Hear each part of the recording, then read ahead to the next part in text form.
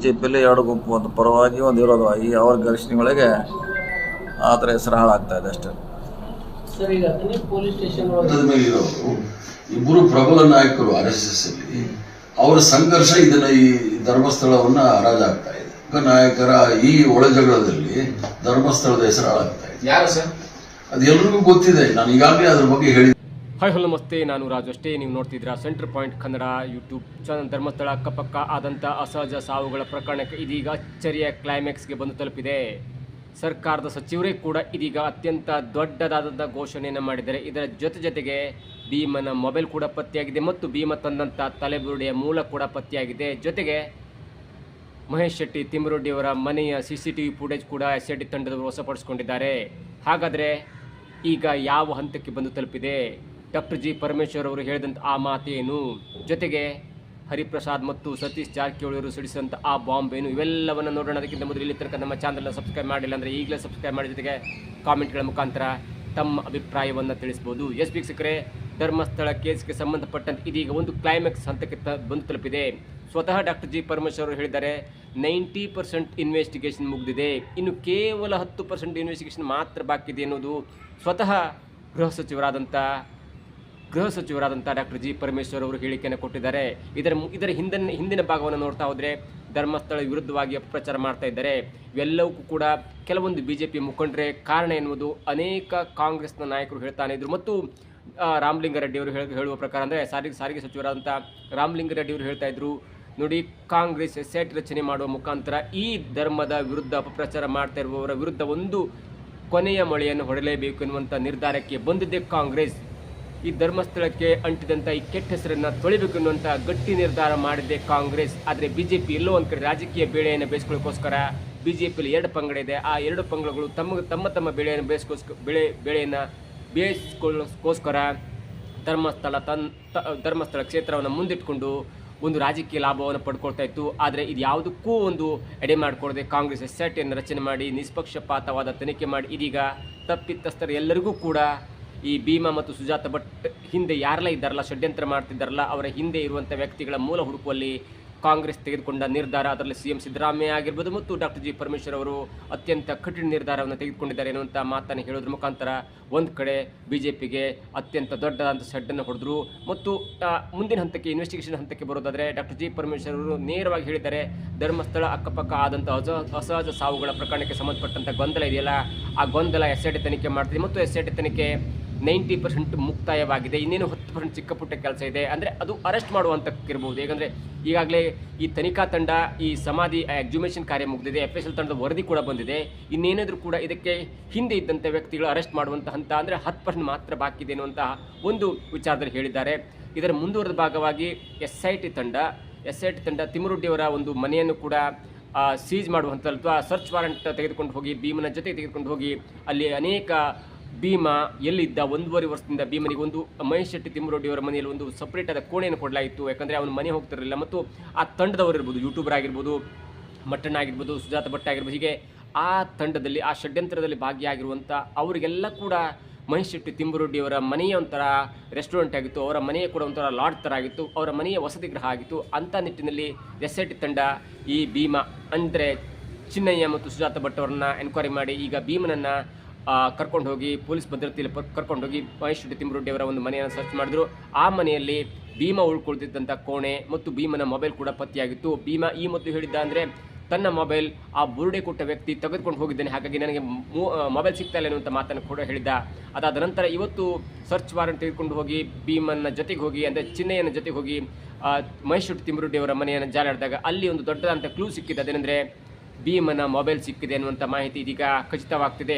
ಕೆಲವರು ಹೇಳ್ತಾ ಇದ್ದಾರೆ SIT ಯಾವುದನ್ನು ಅಧಿಕೃತವಾಗಿ ಹೇಳಿಲ್ಲ, ಆದರೆ ಮಾಧ್ಯಮಕ್ಕೆ ಹೇಗೆ ಗೊತ್ತಾಯ್ತು ಅನ್ನುವಂಥ ಮಾತನ್ನು ಅನೇಕ ಬಾರಿ ಹೇಳ್ತಾರೆ.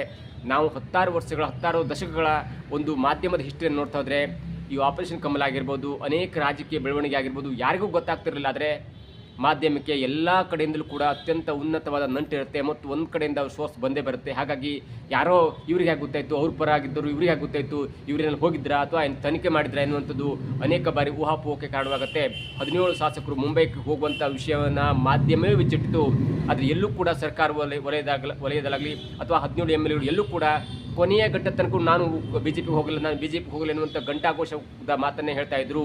ಆದರೆ ಕೊನೆಯ ಕ್ಷಣದಲ್ಲಿ ಅಟ್ ದ ಲಾಸ್ಟ್ ಮೂಮೆಂಟ್ ಅಂತ ಹೇಳ್ತಾರೆ, ಆ ಮೂಮೆಂಟ್ನಲ್ಲಿ ಎಲ್ಲರೂ ಕೂಡ HAL ವಿಮಾನದಿಂದ ಮುಂಬೈ HAL ವಿಮಾನ ನಿಲ್ದಾಣದಿಂದ ಮುಂಬೈಗೆ ರೆಸ್ಟೋರೆಂಟ್ಗೆ ಹಾದ್ರು. ಇದರ ಈ ವಿಷಯವನ್ನು ಒಂದು ತಿಂಗಳ ಮೊದಲೇ ಮಾಧ್ಯಮದವರು ಇತ್ತ ನಂಬರ್ ಹೇಳಿದ್ರು, 17 MLAಗಳು ಹಾರ್ತಾರೆ ಎನ್ನುವಂಥ, ಅಂದರೆ ಕಾಂಗ್ರೆಸ್ JDS ಮೈತ್ರಿಯನ್ನು ಬಿಟ್ಟು BJP ಕಡೆ ಹೋಗ್ತಾರೆ ಎನ್ನುವಂಥ ಮಾತನ್ನು ಕೂಡ ಹೇಳಿದ್ದು ಮಾಧ್ಯಮ. ಹಾಗಾಗಿ ಮಾಧ್ಯಮದಲ್ಲೂ ಏನೇ ರಿಪೋರ್ಟ್ ಮಾಡಿದ್ರು ಕೂಡ ಅಲ್ಲೊಂದು ಸತ್ಯಾಸತ್ಯತೆ ಇರುತ್ತೆ ಎನ್ನುವುದು ವೀಕ್ಷಕರಿಗೆ ತಿಳಿದುಕೊಳ್ಬೇಕಾದಂಥ ವಿಷಯ ಆಗುತ್ತೆ.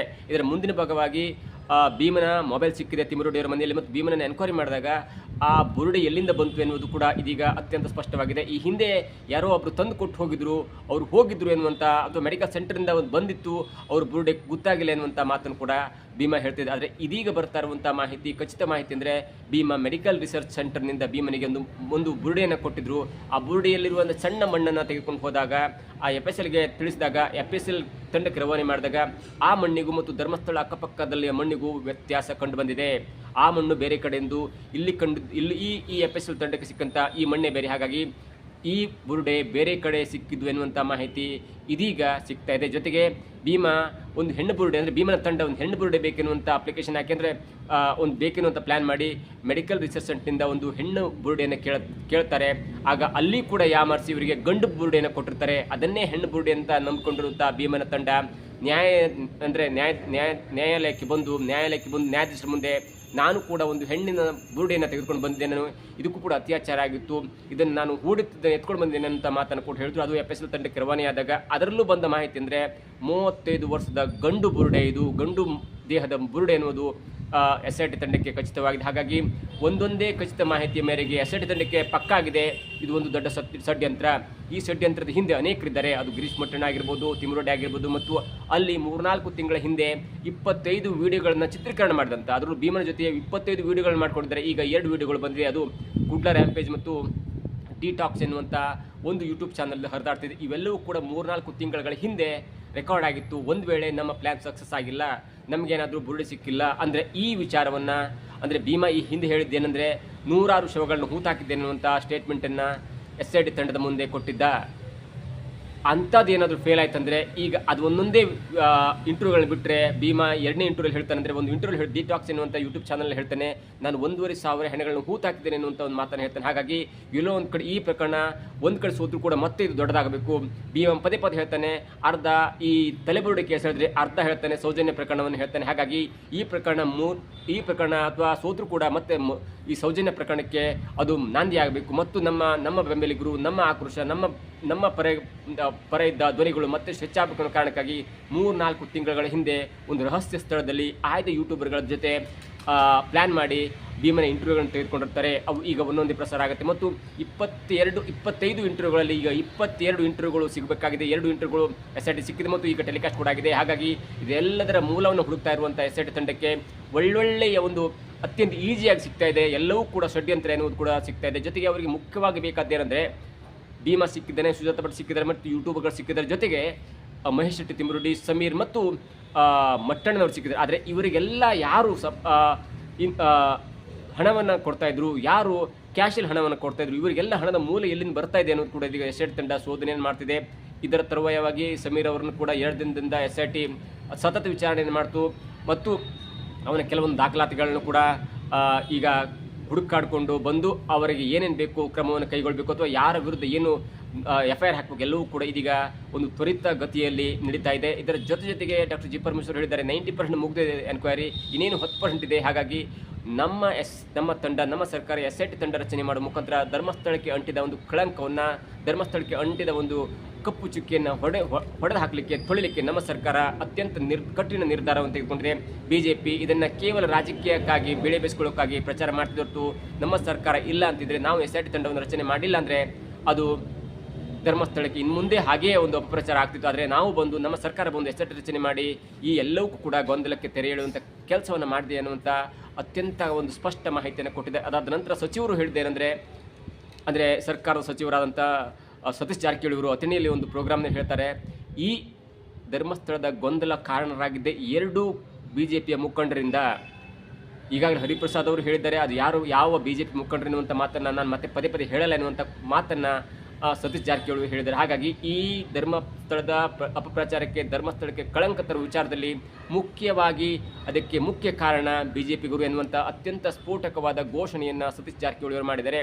ಅದರ ಮುಂದುವರೆದ ಭಾಗವಾಗಿ ಕೆಲ ದಿನಗಳ ಹಿಂದೆ BK ಹರಿಪ್ರಸಾದ್ ಅವರು ಕೂಡ ಹೇಳಿದರು, ಎರಡು ಪ್ರಮುಖ ವ್ಯಕ್ತಿಗಳು ಅಂದರೆ BL ಸಂತೋಷ್ ಮತ್ತು ಕಲ್ಲಡ್ಕ ಪ್ರಭಾಕರ್ ಅವರು ಇದಕ್ಕೆ ಅವರ ಮಧ್ಯೆ ಇರುವಂಥ ಒಂದು ವೈಷಮ್ಯವೇ ಧರ್ಮಸ್ಥಳದ ಒಂದು ಗೊಂದಲಕ್ಕೆ ಕಾರಣ ಎನ್ನುವಂಥ ಒಂದು ಸ್ಫೋಟಕ ಮಾಹಿತಿಯನ್ನು BK ಹರಿಪ್ರಸಾದ್ ಅವರು ಹೇಳಿದರು. ಅದಕ್ಕೆ ಪೂರಕವೆಂಬಂತೆ ಸರ್ಕಾರದ ಸಚಿವರು BK ಹರಿಪ್ರಸಾದ್ ಅವರು ಸರ್ಕಾರದಲ್ಲಿ ಇದ್ದರೂ ಕೂಡ MLC ಆಗಿದ್ದರೂ ಕೂಡ ಅವರು ಸಚಿವರಾಗಿಲ್ಲ. ಆದರೆ ಅವರಿಗಿಂತ ಮುಖ್ಯವಾಗಿ ಸಚಿವರಾದಂಥ ಸತೀಶ್ ಜಾರಕಿಹೊಳಿ ಅವರು ಹೇಳಿದ ಮಾತು ಇದೀಗ ಒಂದು ತೂಕದಾಗುತ್ತೆ. ಅವರು ಹೇಳ್ತಾರೆ, BJP ಎರಡು ನಾಯಕರ ಸಂಘರ್ಷವೇ ಈ ಧರ್ಮಸ್ಥಳದ ಅಪಪ್ರಚಾರಕ್ಕೆ ಕಾರಣ. ಹಾಗಾಗಿ ನಾವು ಬಂದು ಈ ಕಳಂಕವನ್ನು ತೊಳೆದಿದ್ದೇವೆ ಮತ್ತು ನಮ್ಮ ಸರ್ಕಾರ ಅತ್ಯಂತ ಉತ್ತಮವಾದ ಕೆಲಸವನ್ನು ಮಾಡ್ತಿದೆ ಅನ್ನುವಂಥ ಒಂದು ಕಠಿಣ ಮಾತನ್ನು ಹೇಳಿದ್ದಾರೆ. ಇವೆಲ್ಲವನ್ನು ನೋಡ್ತಾ ಇದ್ರೆ ಧರ್ಮಸ್ಥಳದ ಈ ಪ್ರಕರಣ ಎಲ್ಲಿಗೆ ಹೋಗಿ ನಿಲ್ಲುತ್ತೆ ಮತ್ತು ಈ ಪ್ರಕರಣದ ಹಿಂದೆ ಯಾರಿದ್ದಾರೆ, ಯಾರು ಸ್ಪಾನ್ಸರ್ಡು, ಈ ಭೀಮಾ ಮತ್ತು ಸುಜಾತ ಭಟ್ ಮತ್ತು ಗಿರೀಶ್ ಮಟ್ಟಣ್ಣ, ತಿಮ್ಮರೆಡ್ಡಿ ಮತ್ತು ಸಮೀರ್ ಅವರಿಗೆ ಯಾರು ಸ್ಪಾನ್ಸರ್ ಮಾಡಿದ್ದಾರೆ ಎನ್ನುವುದು ಕೂಡ ಇದೀಗ ಸದ್ಯದಲ್ಲೇ ತಿಳಿಯಲಿದೆ. ಇದಾಗಿತ್ತು ಇವತ್ತಿನ ವಿಶೇಷ. ನೋಡ್ತಾ ಇರಿ centre point Kannada YouTube channel.